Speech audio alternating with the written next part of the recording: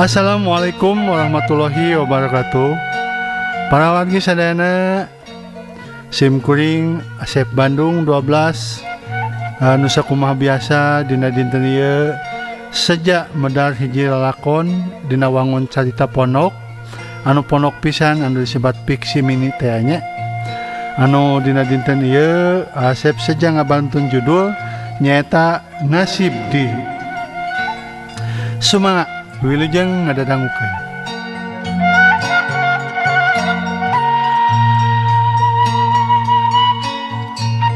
Lamun dipikir-pikir mah meni asa teung teuingeun ku nasib diri. Unggal jelema anu panggih jeung kuring pasti weh lalumpatan sarieun. Saperti pernah kejadian dina peuting harita, basa Neng Windy anakna Pak Sakri balik kuliah jam 8 peuting. Da rasaan mah kuring nanya teh sopan, basa Neng Windy ngaliwat ka hareupeun kuring.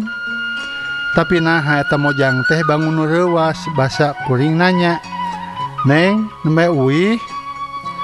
Basa Neng Windy ngaret ka palebah kuring. Eta mojang geulis teh langsung ngocek bae lumpat ti babaranting. Duh, meni asa nyeri hate dipangejatkeun ku nu geulis. Anu leuwih nyeri hate mah basa dina hiji peuting kuring kelelumpangan dina galengan sawahna Mang Tatang. Langit ujug-ujug angkeup, tekung ciila hujan ngegembret, dibarengan ku dordarna sora guludug jeung angin anu ngagelebung. Kuring tuluy lumpat ka jero lembur, deuk neangan tempat keur ngiuhan. Sanggeus anjog ka jero lembur, kuring tuluy ngiuhan di teras imahna Aki Juhri.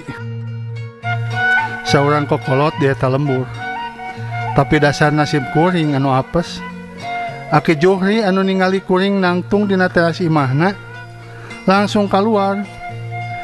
"Ai sia deuk nanahaon ngajedog dina teras imah aing, nyingkah ka ditu sing jauh," cek Aki Juhri bayi ngabura beungeut kuring. Atuh kapaksa hujan-hujan oge kuring indit tinggalkeun teras imahna Aki Juhri. Duh geuning kieu nya ai nasib jadi jurig. Heuleuk para wargi sadayana rupina sakitu anu kapihatur dina carita pondok anu pondok pisan alias fiksi mini. Inggis kasabit nami ti katebihan nawanci pagiling gisik rempan kasebat jenengan ti kaanggangan dina mangsa sesengan paur catur sok ngalantur hariwang lisan ngacaprak antu kena laku teu payus kadang lampah kirang merenah. SIM kuring Asep Bandung alias Asep Tias ja amit mundur amit mungkur. Assalamualaikum warahmatullahi wabarakatuh.